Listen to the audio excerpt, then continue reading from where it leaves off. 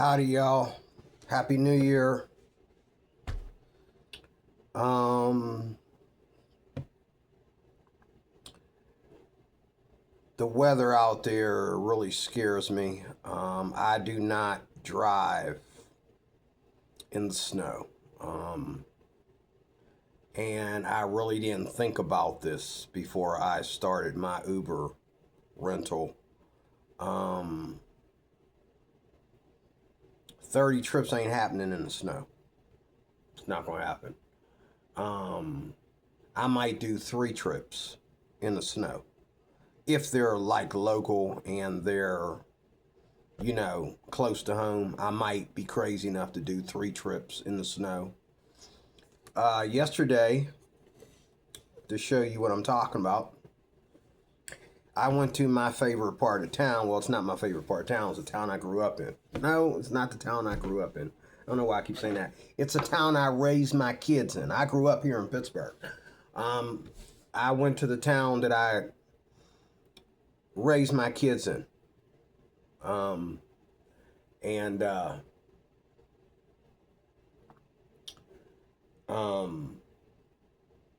it's about like half an hour away from here. And I get out there,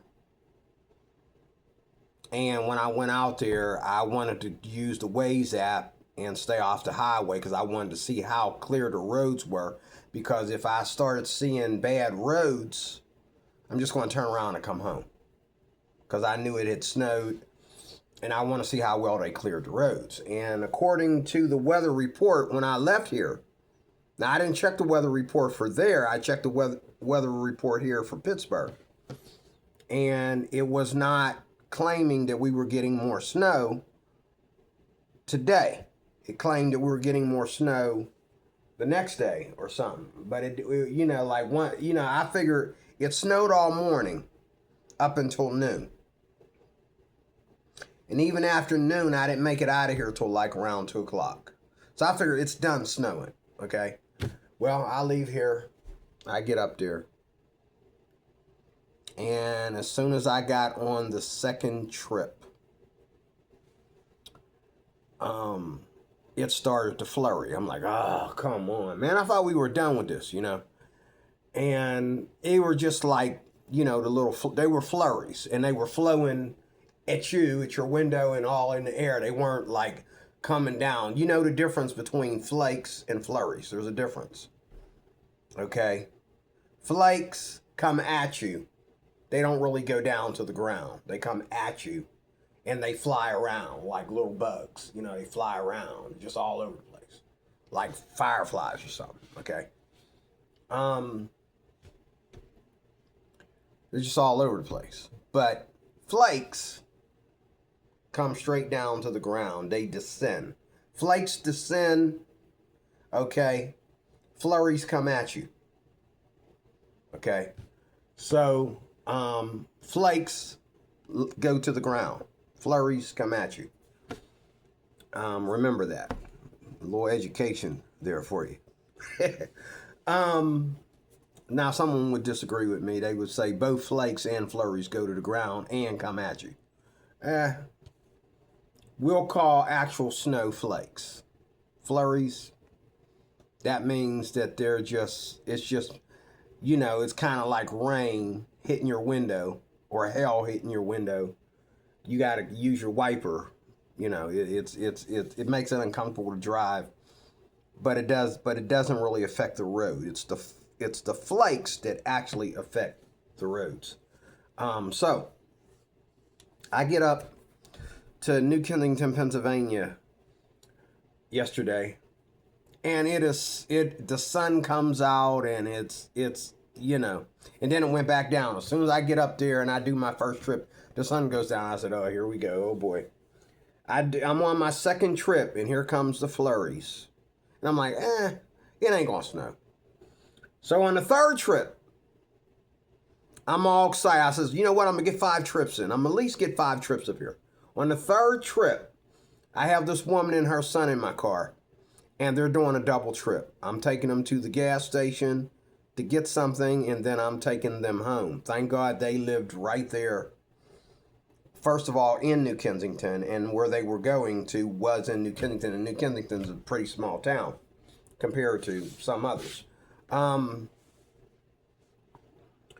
When I was sitting at the gas station waiting for them,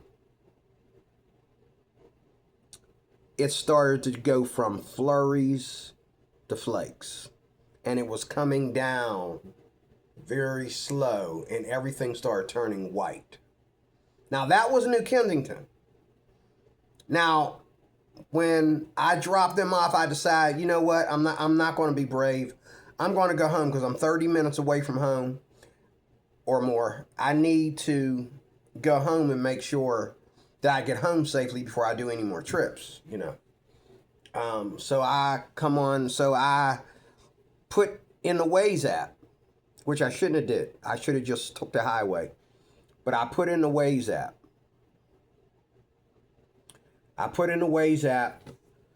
And I started going, and immediately, the minute I got outside of New Ken, I had seen that it had snowed. This is what you got to be careful of out here on these roads in the wintertime. This is the, what's the word? This is the setback. This is the straw that kills camel's back. It snowed more here in Pittsburgh already than it did out there. As soon as I left here, obviously it started snowing and started building up on the roads. I didn't know this because I was up there in New Kensington. I get up there, and I get up there. What the heck? I get up there, and when I got to the third trip, I'm sitting there waiting for the lady and her son, and I said, you know what, this is my last trip, because it started coming down, and the road right in front of me, which was like an expressway, there in New Kensington, that's Stevenson Boulevard? No, it's Freeport Road. We got so many Freeports out there in New Kensington and Westmoreland County, period. It's pathetic. But this was another Freeport Road. And I'm watching it coming down. And I'm like, oh boy, this is my last trip. So when I left, after I dropped her off, I put in the Waze app, I'm going home. I'm out of here, baby. As soon as the Waze app got me out of New Kensington, I started to head it. The Waze app was taking me the back way. So I was headed out to Penn Hills, parts of Monroeville, stuff like that. And there's nothing but white on the road. And then the Waze app is taking me down these hills, these steep hills. I'm like, oh my God. And I can feel, I can feel the slide a little bit. I can feel that I'm not tracking, my tires are not tracking ground or tracking something. So I'm going slow. And it wasn't just me. There was a bunch of people going slow. Okay. Mainly me and women. A lot of men got the balls to just drive in this stuff until they get in an accident. And then they just blame God, I guess. Okay. Me, I'm different. I'm like, if I get in an accident, I'm going to get in an accident because I was afraid to drive, or I was afraid to drive in the stuff, or I stopped too many times, I slowed down too many times. That's the only way I'm going to get in an accident. I'm not going to get in an accident because I was going too fast or I braked too hard or anything like that. Because I know I've had enough accidents. All my accidents have been in the winter. I'm totally afraid of driving in the snow. Sometimes I have to be a big boy, and I've done it all my life. Be a big boy and drive in it to get to work, but I don't drive in white. I don't. This is where I get racist about the color white. I don't drive on white. I don't mind going out there with the grandkids and throwing snowballs or something like that, but driving on it, no. Even just a little bit of white out there. I don't like driving on it. I don't, because it only takes a little bit of white. Sorry, white people. It only takes a little bit of white to make you slide off the road. It does. Some of y'all, I've had Uber drivers pick me up in the winter. Most of them were not driving cars. They were driving trucks and SUVs. Now, the vehicle I got, the Nissan Rogue, that thing doesn't drive like an SUV. It drives like a car that's just got too much weight and too much space on it that it doesn't. What I don't like about this SUV, so far in my experience, this is the first SUV I've ever driven more than a minute.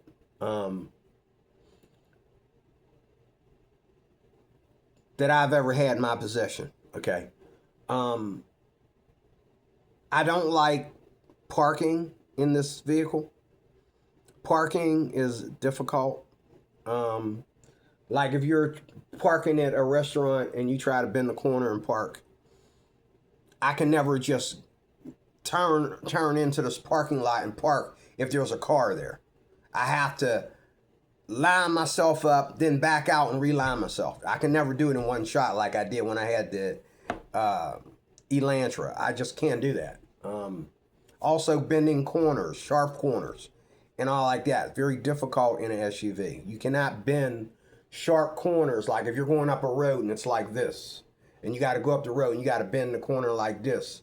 Okay? It's hard to do that in an SUV with cars coming at you. When I had that Elantra, I could bend that corner. And length-wise, the Elantra is the same length as the Nissan Rogue. But when I bent the corner with that Elantra, it wasn't like taking up 2 lanes, you know. And even if you go down the street and you make a right-hand turn, okay, and this is the thing about SUVs, and you just watch all SUVs on the road. I mean, in a beautiful summer day, watch any SUV on the road. When you get to a regular average size street and you try to turn, unless you go out of the lane a little bit and then make a sharp turn into that spot, you're going to be, for a second there, you're going to be riding 2 lanes because SUVs don't bend those corners like cars do.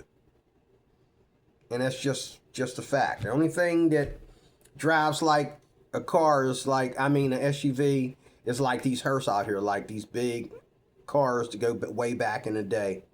You know, I saw one yesterday that was about the length of 2 SUVs or 2 cars. It was a long car. I mean, it was long. You park that thing, okay, you cannot park that car vertically. You have to park it horizontally. If you go to like a fast food restaurant, that long behind car, you have to park it way over there in the back of the parking lot. Because if you park it vertically, the back end is in the middle of the road. Can't nobody get around. That's like how big this car was, man. Like, oh my God. Like, who still drives those, man? Like, what is that? An old Lincoln or what is that? Oh my God, I laughed. Like, you know, some guy was having a detail too. He had just got it detailed. He put plastic on it. I had to stop and let him back it in. The car was long, man, like a wiener dog. It was long, man. It was like, oh my God, like, are those even legal? Like, wait a minute. Some things shouldn't be legal today. You know what I mean? Like, some things shouldn't be legal. Like, how do you park a car like that? Like, how do you switch lanes in a car like that? Oh my God. Oh my Lord. I laughed after I got past that car. Like, you know, he ain't taking that car too far from home. Like, oh my God, that car is long. But anyway, that's one of the setbacks about having an SUV is that you can't bend corners, like you do in a car. And I don't like that. Now, as far as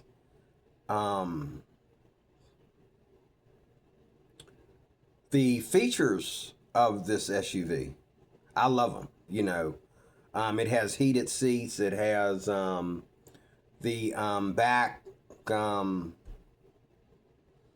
window wiper. It has, I don't know. I think the Elantra had a back window wiper too. Don't quote me.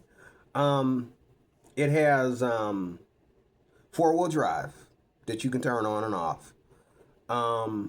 It has it just has some great features to it, but they're features. The drive itself, even on the road, it's hard to keep the car in the lane. Like, I've driven regular sedans, okay, and even with the car out of alignment, I've been able to stay in the lane. But in this SUV, I'm always getting them beeps to let me know that I'm driving on the yellow or I'm driving on the white when I'm going down 28 or any expressway at a certain speed, especially after bending a corner. So it's kind of like you're like really, you got a customer in the car, you don't want to embarrass yourself. So you're really holding the wheel because it's so easy for it to go outside the line and that. And I've noticed too that other SUVs that pass me on the road, they get real close to me when they pass me. Like, if they like go around me and try to pass me, it's kind of like they swerve at me a little bit before they get it straight. So it's not just the Nissan Rogue, it's also SUVs in general. Now, the classification as a Jeep might be a different animal altogether. I don't know. The other thing I love about the SUV is all the mirrors. I love truck size mirrors. The SUV has truck size mirrors. I love that. And I love being higher up off the ground. Whenever I'm driving across a busy bridge, I can see the water, okay? I can see over things, okay? And, but I don't like the way this thing drives in the snow. I don't like the way it bends corners. And I don't like the way it hugs the road, period. Like, if I'm going down the road, okay? Like in a car, you can go over the speed limit a little bit and bend and follow the road. It hugs the road. But SUV doesn't. You're gonna, if you're driving and you go over the speed limit a little bit, going down like a winding road, you're going to go outside the lines. And so it's kind of like you're driving, you're in a rush to get there. You're driving, like when I'm in the car by myself, I might speed up a little bit because I'm trying to get to where I got to go before it closes or whatever. And it's like, okay, every car that's coming at me, I have to slow down because I'm going to go in the yellow a little bit. I'm going to go on the line that separates us.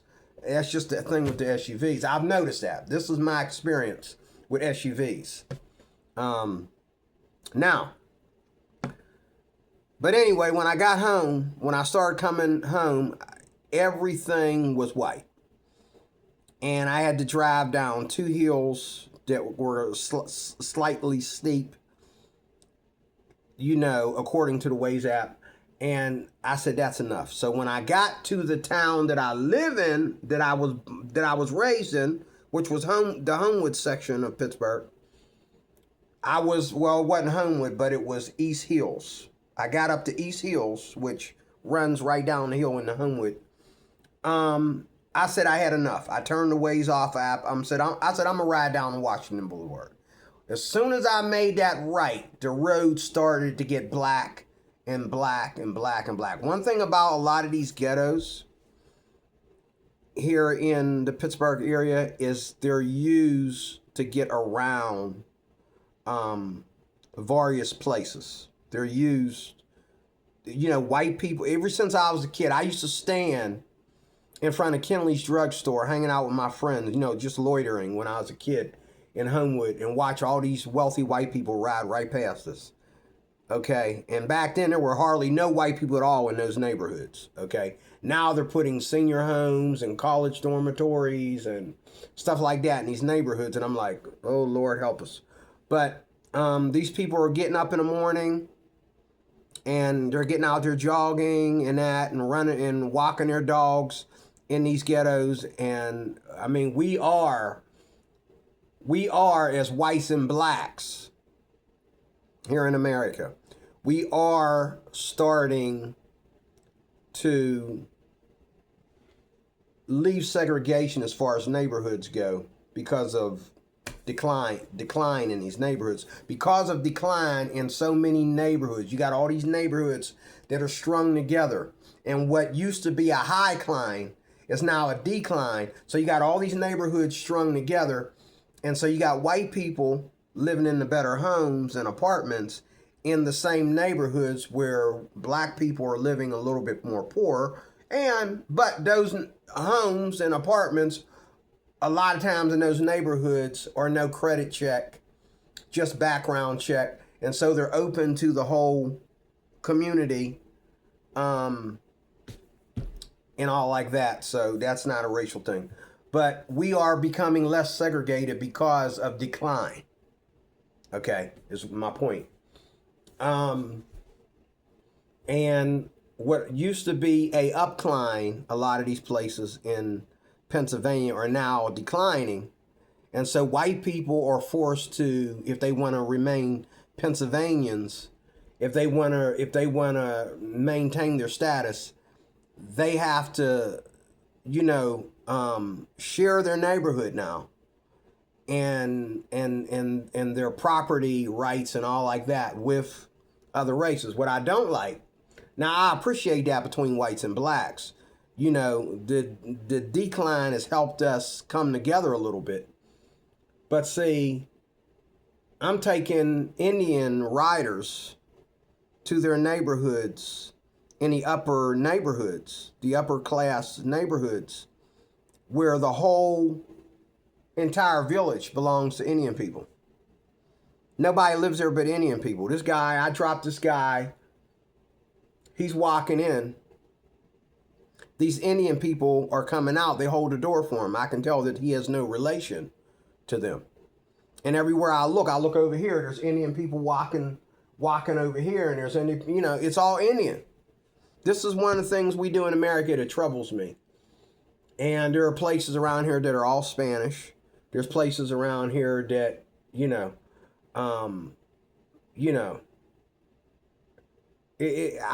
don't like segregation. And that's one of the things that disturbs me when I take people on trips. But that Indian dude gave me a $20 tip, even though I started to get lost a little bit. And I don't know if he gave me a $20 tip because he was afraid, or because I let him tell me how to get him exactly home instead of using the Uber app. I don't know. But when we got halfway to his house, he had me go straight instead of make a left or right. And when we got to his place, he showed me exactly how to park out in front of his place and all like that. He handed me a $20 tip in cash. I think he also hit the button on the Uber app too and gave me that tip too. I'm going, Now, this is what I'm scared of. Uber sent me an email.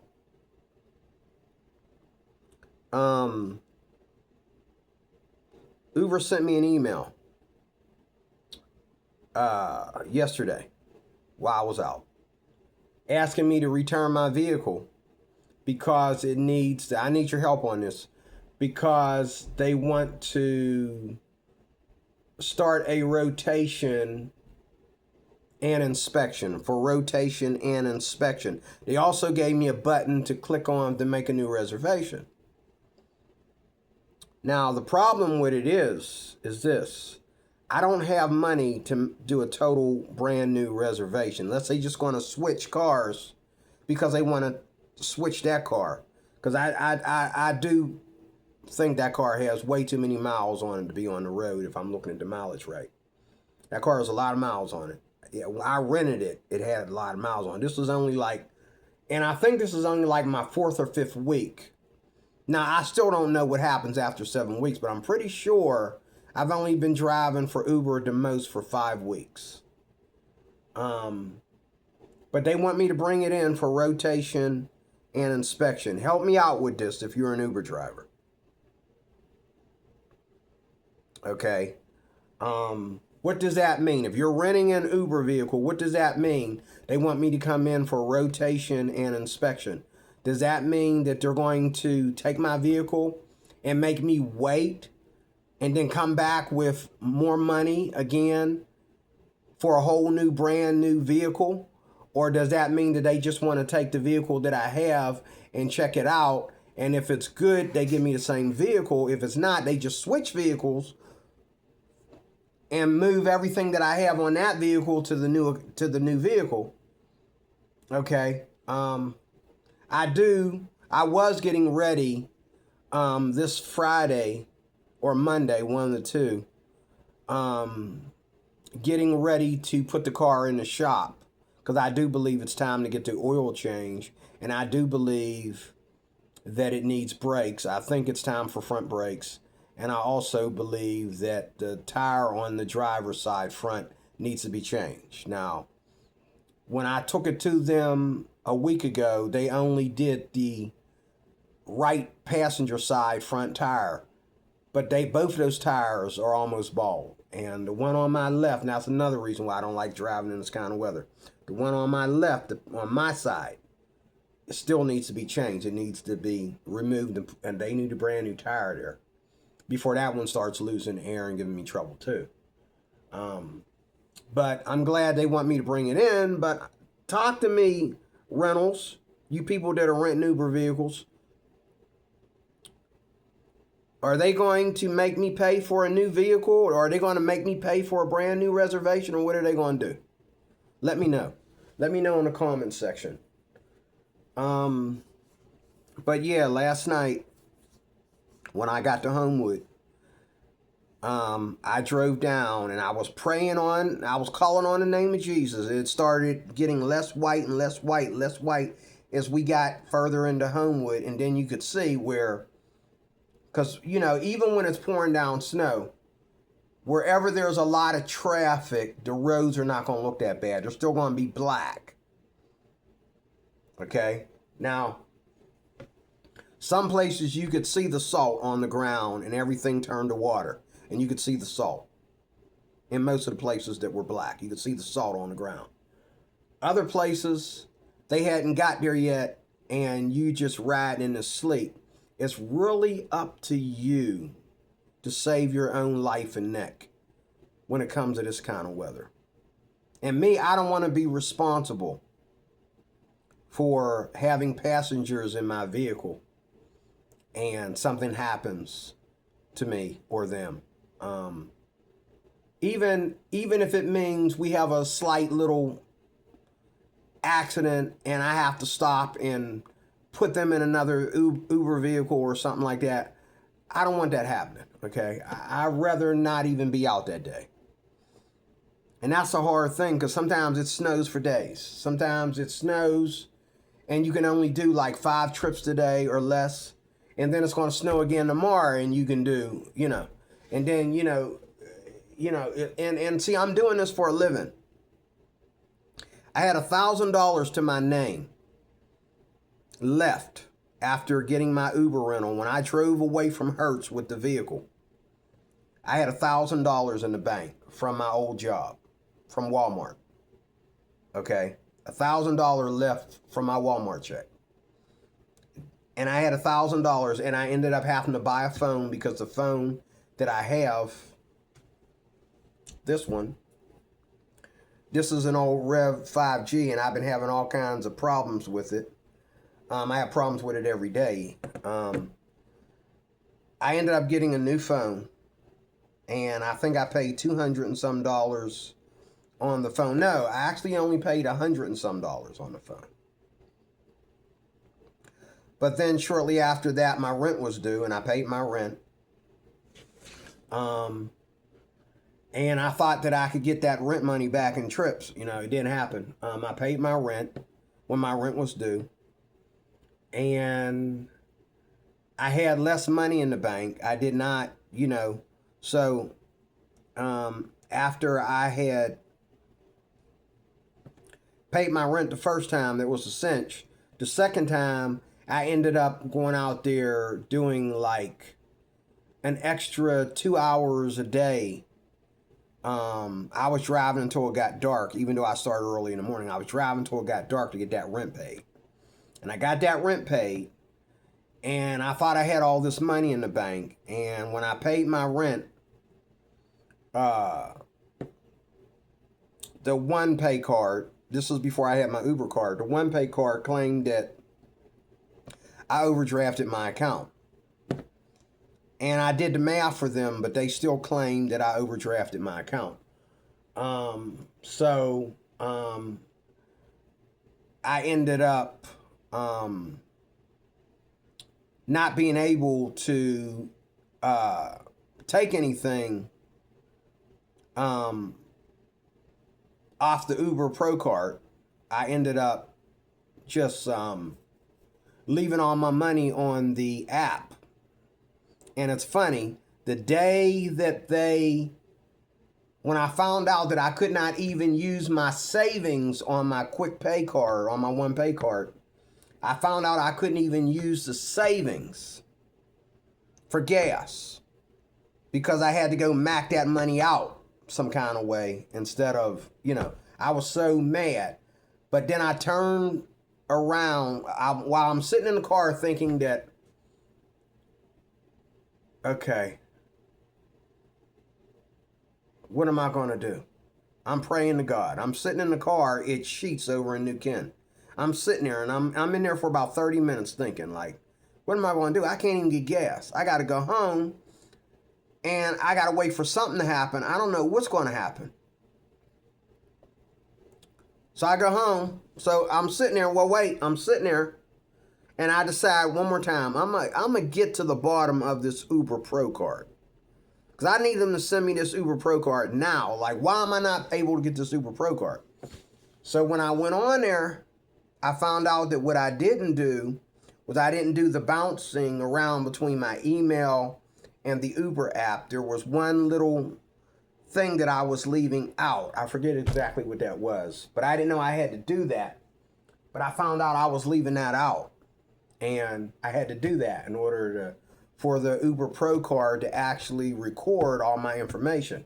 And so when I put my information in there, immediately, like that, they gave me a virtual Uber Pro card. And so I was able right then and there while I was sitting at Sheets to turn around, back up into the gas spot and get me some gas. Hallelujah. Woohoo. And I was so excited, And so after that, I was so excited. Instead of me going home, I think I drove out there up until past 8 o'clock, because I wanted to see that money hit the Uber Pro card, and I'm looking at, yeah, baby, and everything was good until Uber Pro card sent me an actual card. And then Hertz called me again. Oh, God. Hertz called me again, and I realized that, oh, that's right. They sent me a card with the card number's the same, but the CVC and the expiration date has changed. I thought it would just flip over because everything I did on the old Uber Pro card flipped over. So how come that didn't flip over? But, they called me in, and I went in there and explained to them. And they were getting ready to make me make a new reservation, and there were no reservations available. And I'm like, oh, my God, come on, man. And while I'm waiting on the new reservation, I wanted all the people that were up there BSing with these two guys, I wanted them to leave before they embarrass me and tell me that I had an Uber home. I got to get an Uber home, and I don't have what I need to do a new reservation today and set it up. I don't have it. I don't know where I'm getting this money from. So I'm standing there and I'm waiting on the guy to tell me that, oh, your reservation didn't go through. We don't have no reservation for you, because I can see that on the app, and I'm like, oh, Lord, what's going to happen? And I was getting ready to ask him a question, and he says, wait a minute, did you say that you had a problem with your payment going through? I said, yeah.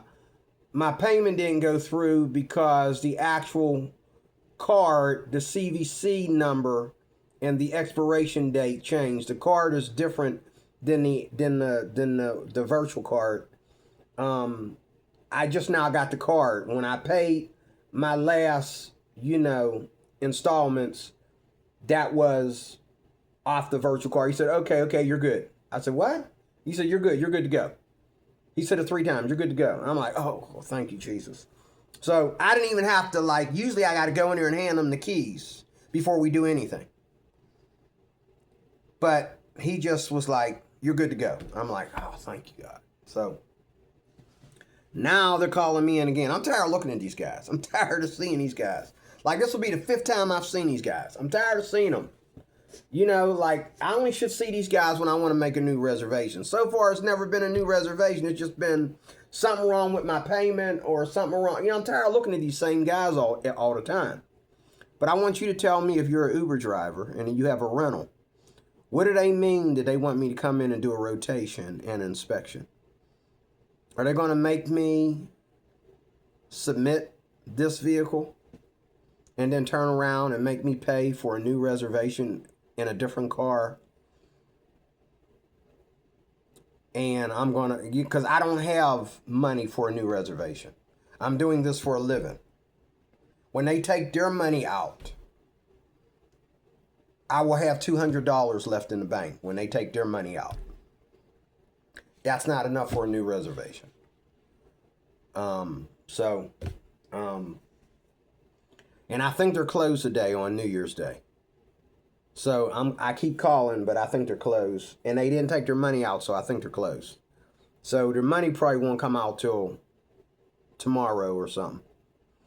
But then again, on the card it says the 17th was my last return.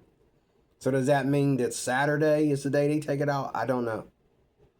But I don't think it is, because they're saying, well, the 3rd, which will be, what's today? Wednesday.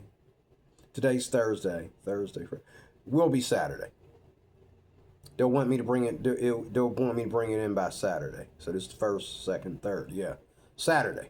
They want me to bring it back in. I'm gonna take it back in tomorrow. When I get them on the phone, but I want to get them on the phone first, because I don't want to make a brand new reservation. I just want my vehicle back so I can continue. Now on the email, it does say we just want to rotate and inspect and get you back on the road as soon as possible. I'm assuming that they're just doing an annual inspection on my vehicle to make sure that it's suitable for me to be renting it. That's it. And I hope they look at the tires and look at the brakes and all that stuff, and do what they need to do. And I'm good if I got to go home and wait a day or so for them to get done doing this inspection. But if they ask me to do a brand new reservation, the whole payment thing and the whole shebang, I'm screwed. That means my Uber career might be ending for now. It might be ending, because there was one guy out of a dozen that said here on YouTube, and he didn't say how much. He said, have your own money available when you start renting an Uber vehicle. Have your own money available. Don't depend on your trips for all your money. Well, again, I started off with $1,000. But that $1,000, okay, I needed part of that to pay my rent. I needed a new phone. And then the rest, you know, I think, yeah, I went to Altoona. I think I ended up going to Altoona, and I ended up staying there overnight. And that was what cleared the money out. But when it came time for them to cash out, I had another $1,000, around another $1,000 in the bank, and somehow, OnePay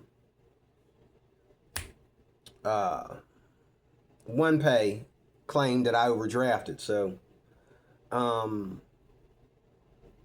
here's the last thing I want to ask you about in closing.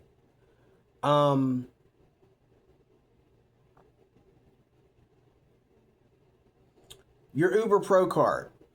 Now, Uber does not speak to us. Uber does not want to talk to you on the phone. Now, when I've called the Uber Pro card, because there's some funds on my Uber app that I'm not sure about. Just like the Uber Pro card, they got funds on there that should not be on there. That looks like more than what I actually have. I could be wrong. I could have all those funds on there, but for some reason, there's some funds on there that don't seem like they belong on there. So I've been trying to call Uber Pro Card, the app, the number on the back of the card. And after asking me a dozen questions and trying to tell me how to resolve everything without going to customer service, I asked for a customer service agent, and they say, oh, we'll send you to another menu. The menu sends me back to that menu. I cannot get a customer service agent to take my call. Not only for the Uber Pro card, which that's dangerous out of all things, but for anything Uber, I cannot get nobody on the phone. For weeks, I've been trying to call Uber for different things. Customers claiming they left their stuff in my vehicle and I cannot call the customer. I'm trying to call Uber. Okay, let them know I don't have this person's item. You know, for weeks I've been trying to call them. I cannot get a live agent on the phone. One person called me within, 4 weeks now, has called me. And because I did not answer the phone correctly, or I did not answer the phone when he called me, I cannot get him back. You know, and instead of them like having an agent there, a telemarketer that can answer the phone, they got to call you back now. Now, this last time, I've been checking my phone. They have not called me back. They said they would call me back within 6 to 12 hours. They have not called me back. The app responded to me. Oh, I need to know why you need to talk to customer service before I send you to customer service. Quote, you know. So I put it in there. I had to type it in there. Why I need to go to customer service. There's some funds on my Uber Pro card account I'm not sure about. I want to talk to a live agent. Because what should have came out is not even in the depiction. It's not in the statements. You know, it's not in the transaction history. There's no transaction history. They got rid of the transaction history of where Hertz took out their last installment for my vehicle. Okay? And now it's gone. When they took out that installment, I got in the car and I went straight to my phone to make sure it was out. I had $100 and some left in my account at that time.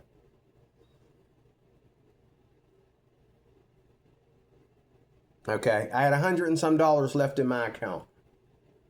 But then a day later, I look at my account, there's $600 and some in there. No, $500 and some in there. And I'm like, this was only a day later. Where'd all this money come from? You're telling me that 200 and some to 300 and some was posted to my account or sent back on my account from what? And then I look at my transaction history. Hertz installment is missing. It's gone. As if they never took it out. And I had the same problem with the One Pay card. And to me, this is cheap business. This is bad business. It's bad. It really is. It's bad business.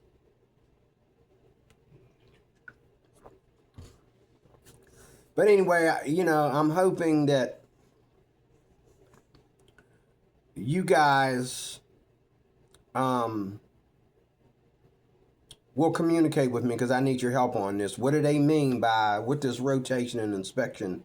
What's that going to cost me? What's going to happen? I need to know. And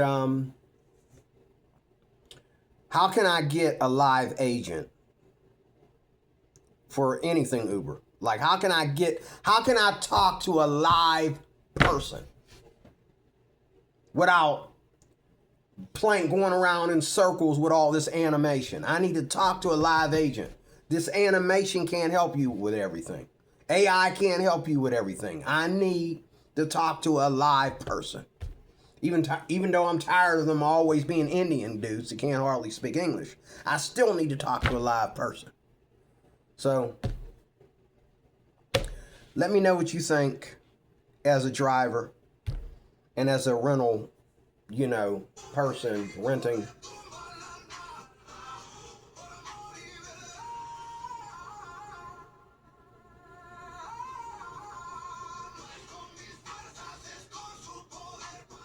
My computer just started playing a video out of nowhere. Hold on a second.